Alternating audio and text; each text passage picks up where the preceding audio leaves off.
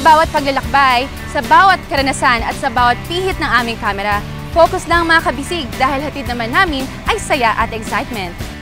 Pinoy in Focus.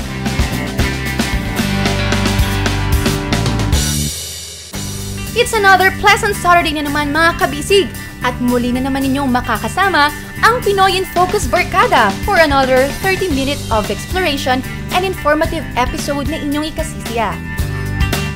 This morning, we will be giving you the second part of our Lian, Batangas trip as we break in sa iba pa nilang mga tourist destinations.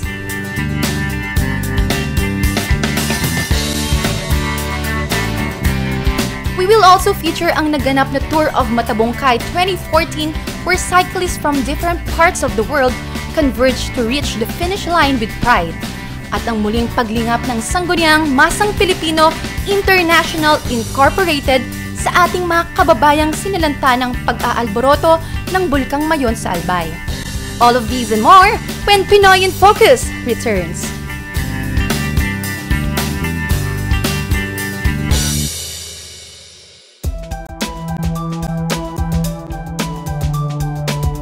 Hindi na kinakailangan ng mga taga Metro Manila na ma-experience ang Boracay Saklan because it will just take you 2.5 hours to reach the clear and pristine beaches of Matabongkay, situated in the municipality of Lian in Batangas.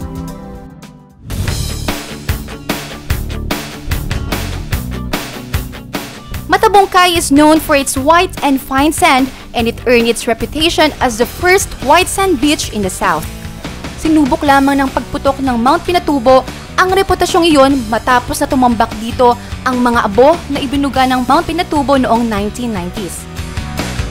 Ngunit patuloy naman ang rehabilitation efforts ng lokal na pamahalaan sa pamumuno ni Lian, Batangas Mayor Isagani Bolompo upang muling ibalik ang natural na ganda ng Matabongkay.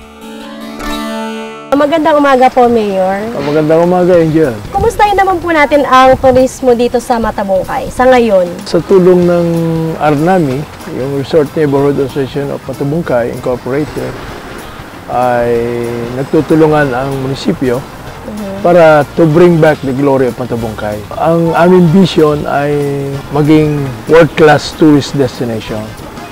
So, mag-i-invest talaga kami dito, Angel. No? Actually, we have a loan. Siguro, this will be approved by November. Mag-i-start kami, magtatayo kami ng tourism office. Maglalagay kami ng mga solar lamps dito sa lights, dito sa shoreline. Saka yung mga buya, yung talagang identified yung mga swimming area. And anytime you can swim in Matabongkay.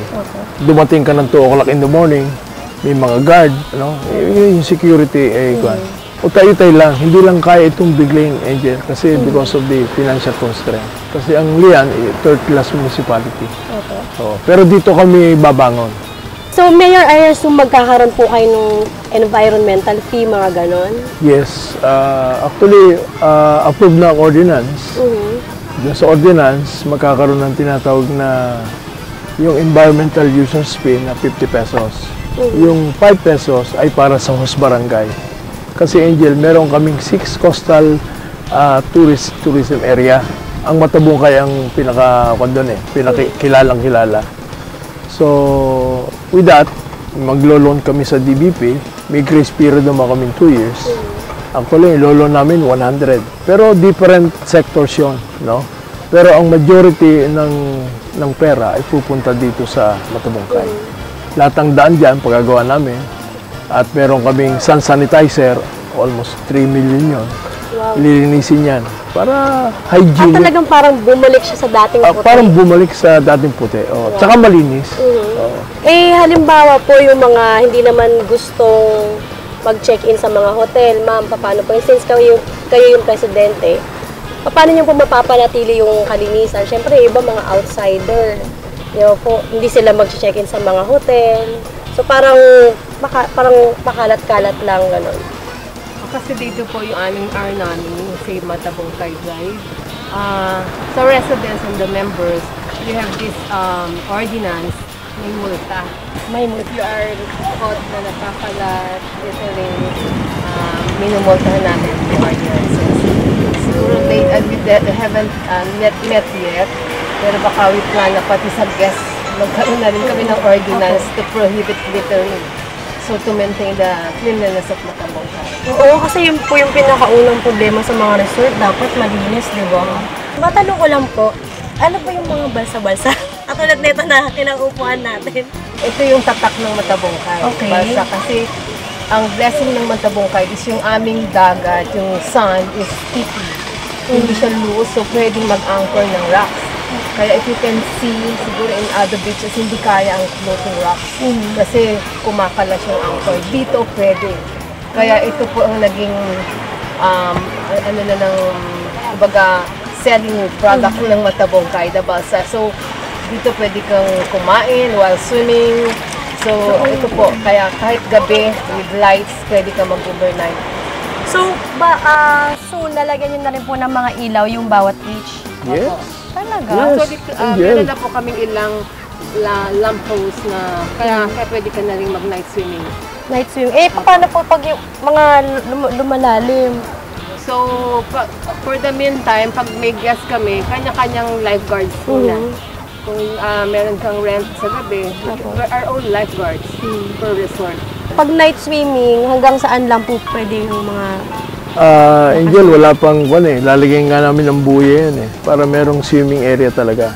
Tapos merong parte kung saan ilalagay ang balsa.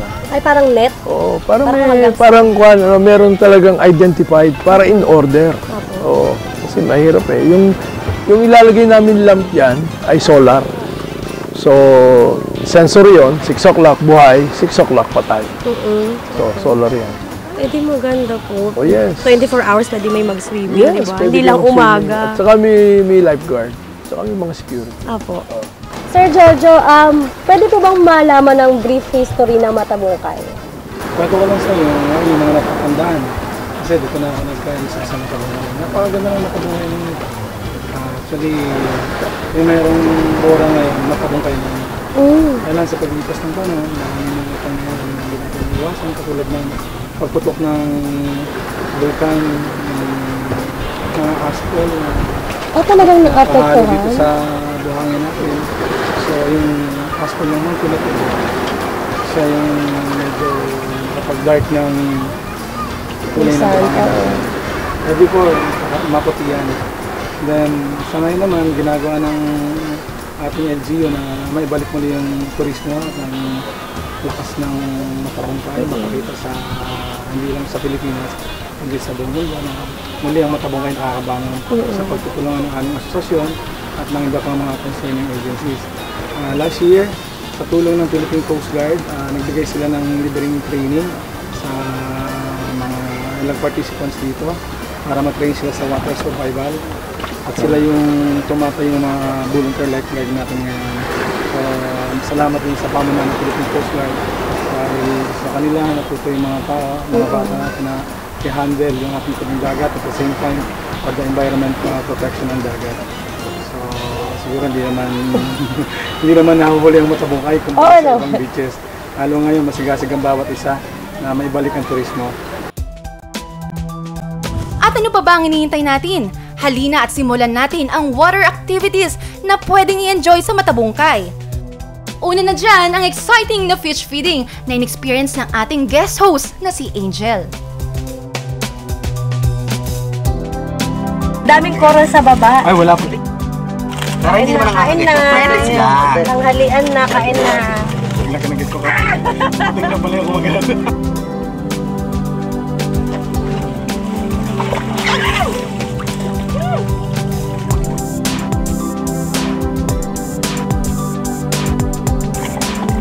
Sa ilalim, ang lalaki ng coral, saka ang gaganda ng mga isda.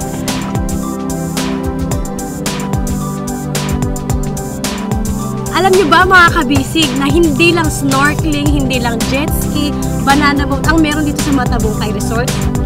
Meron din nagtitinda ng ice cream sa dagat! Manang! Balot na balot. Social, di ba? May buko, mayroong... Sigil. May corneto! Magkano to, kuya? 60 eh. Ang buko-buko. Okay.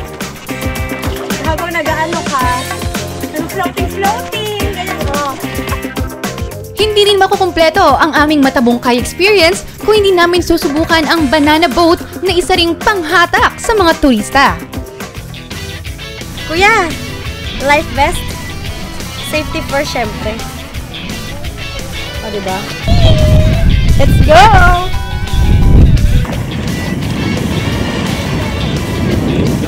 Tara, dali!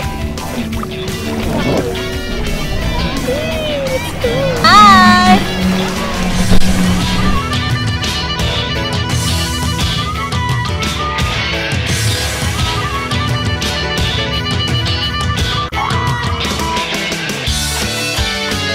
This time naman tayo ay magpe-pedal boat.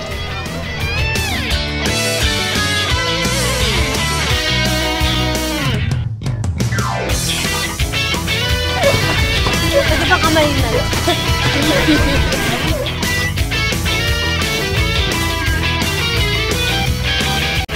Matapos ang nakakapagod pero masayang experience, let us savor the fresh food na aming nilantakan habang nasa balsa.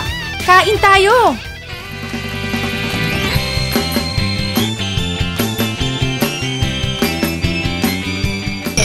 Bahala kayo kakain.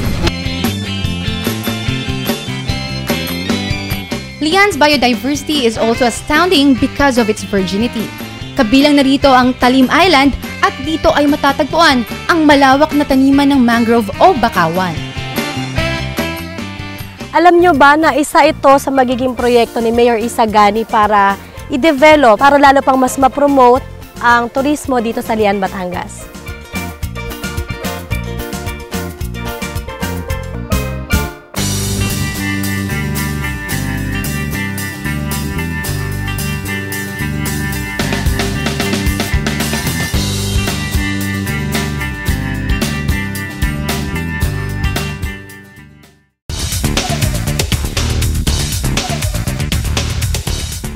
Due to Matabungkay's postcard wonder view, unprecedented arrivals of tourists transpires any time of the year, especially summer season. Kaya parang kabuting nagsulputan ang mga resort dito na patok na business ng mga Tagalian.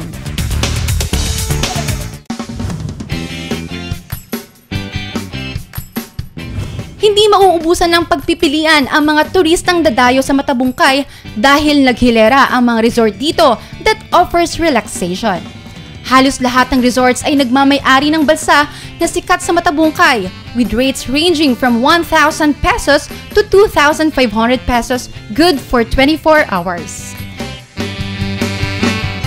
Para po sa mga bisita natin na ayaw mag-swimming sa beach, meron naman tayo mga resort dito sa Matabungkay kung saan merong swimming pool area sa harap ng dagat. At isa na dito ang La Primavera Resort. Tara, samahan niyo akong dumangoy.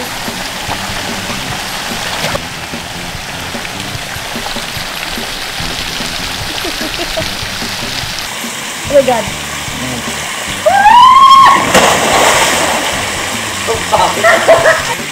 Hi! In fairness, abot ko. Patok na business din dito ang mga souvenir shops na mabibilhan ng mga damit at mga accessories.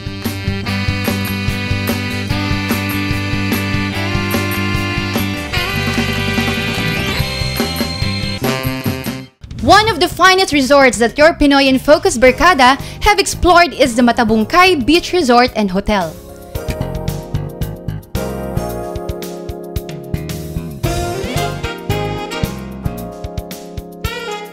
This posh hotel lets you rejuvenate, refresh, and re-energize with their superb amenities. Truly rewarding for your exhausted minds, brought by the throngs of the busy Metro Manila. Amenities include swimming pools,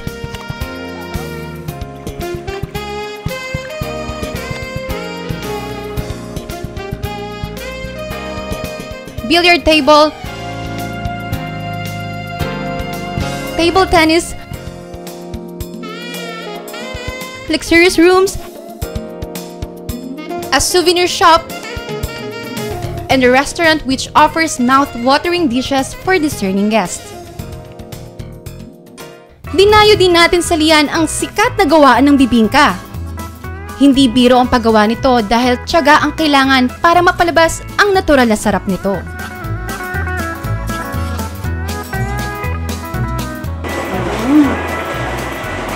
Sarap. Na ano yung ano niya na yung malasa no? Ito yung ibabaw. Latte. Thank you.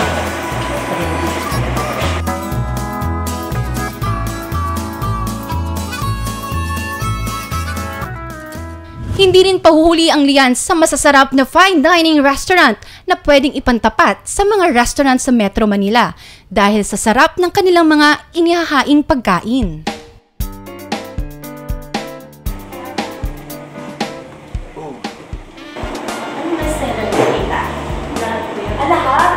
Lahat daw bestsellers siya. Ay, halo-halo ko eh. Tayo kayo mga halo. Ay, halo-halo din po kayo.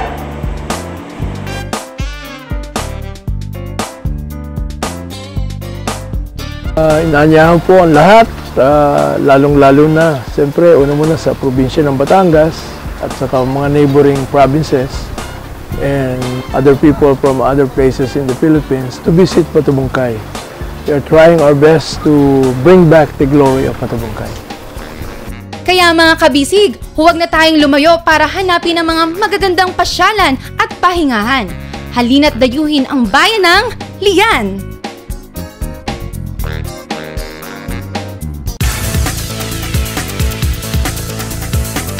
One of Asia's biggest road cycling events, the 2014 Tour of Matabungkay, has kicked off last Friday and Saturday in Lian, Batangas.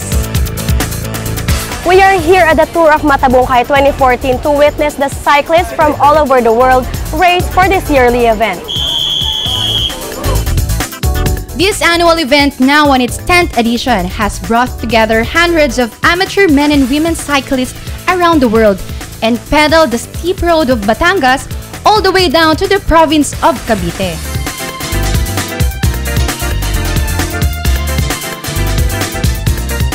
Sir Kin, kailan at paano po nagsimula ang Tour of Matabungkay? We started last 2004 and we started for only 80 cyclists. Now we have about 500 plus cyclists joining this Tour of Matabungkay. So, 10 years na po nag-run itong event na to? Yes, it's already 10 years. Yeah, but becomes international edition 4 years ago. 4 years ago. 4 years. So that's why there are a lot of foreign participants who wants to join this race because it's one of the expat race in Asia. As far as Kenya, Saudi Arabia, Australia, US, they're here now to compete for this 2014 edition. Oo nga po, pansin ko ang daming foreigners na nakapila. So, iba't ibang, from different countries talaga sila? Yes, from different countries sila. No? May mga Australia, no? Sa Philippines naman as far as Mindanao. Yan mga sumasali dito. Kasi this is one of the most prestigious amateur race in our country. Ano naman po ang purpose ng Tour of Matabungkay? It's the main purpose is sports tourism. No? We want to invite the foreigners, all our local tourists, to come to Lian, Batangas, no? To this the famous Matabungkay Beach Resort. And after the painstaking long drive, best riders reign supreme among other tough bikers in the world.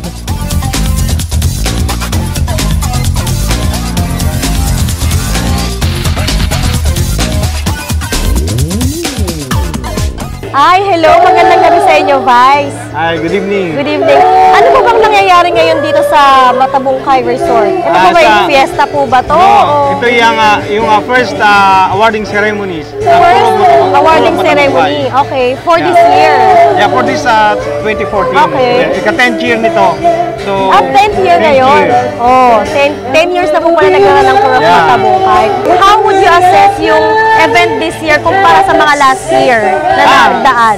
Today, halos nag-increase siya ng 10 to 15%. Especially the foreigners.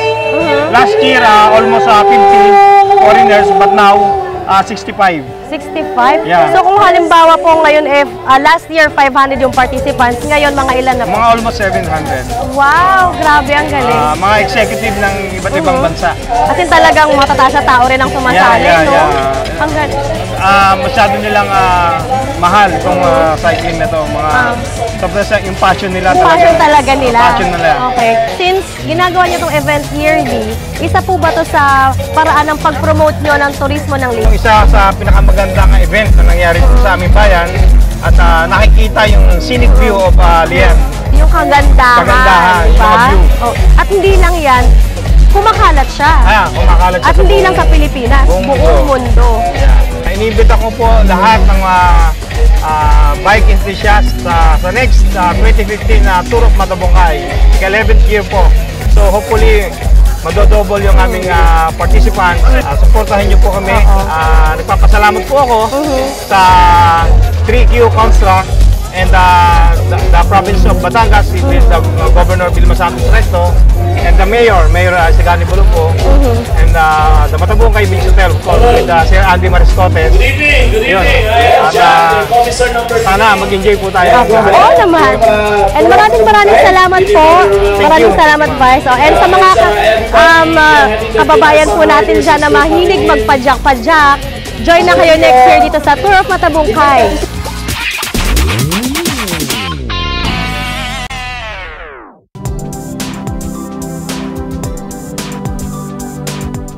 Muli na namang sinubok ng kalamidad ang ating mga kababayan sa lalawigan ng Albay sa pag-aalboroto ng Bulkang Mayon. Libo-libong pamilya doon ang kasalukuyang nakalikas sa mga evacuation centers upang maging ligtas sa napipintong pagsabog ng bulkan. Pero gayang nakagawian ay hindi tumitigil ang sangguniang Masang Pilipino International Incorporated sa paglingap sa ating mga nangangailangan.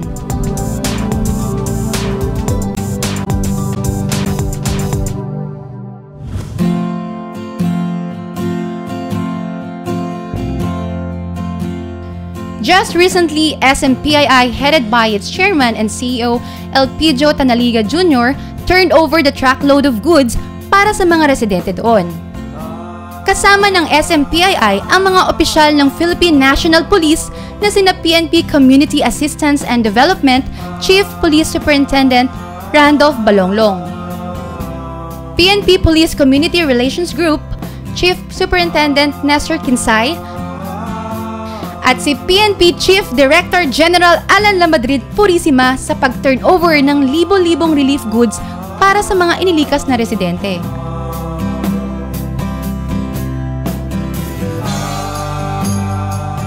Punta po tayo dito para mag-alay lang naman ng kaunting tulong. Pero what is more important here is the police personnel of PRO5 helping the community with the DSWD.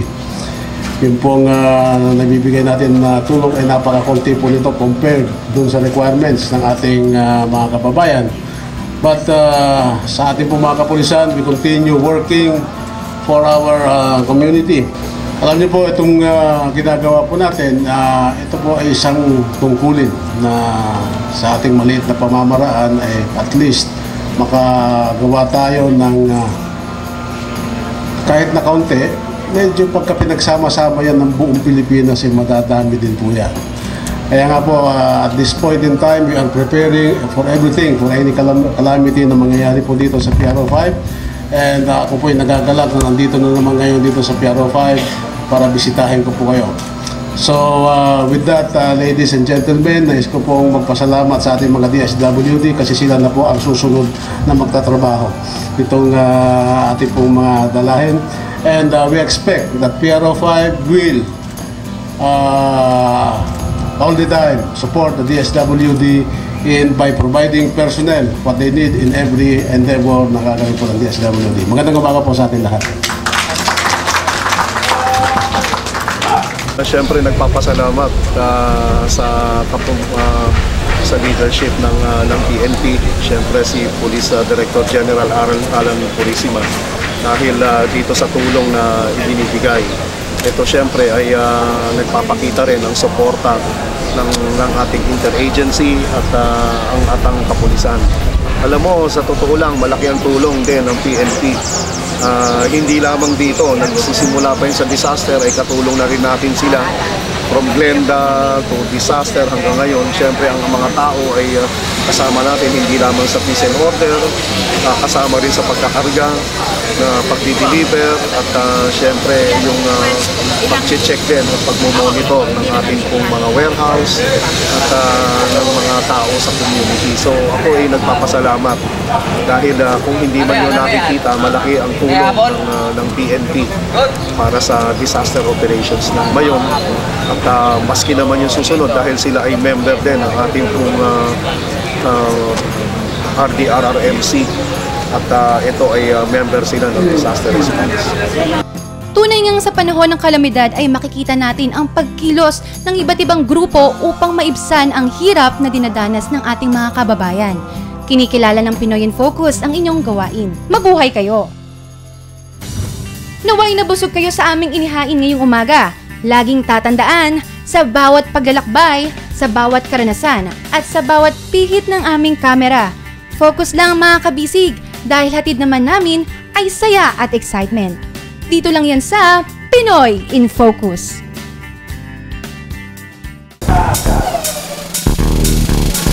See Southern Luzon's finest beauties as we grace the night with captivating and lovely contestants of the 9th Putyanan Quezon Turismo.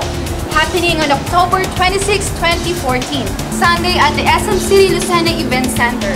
See you there!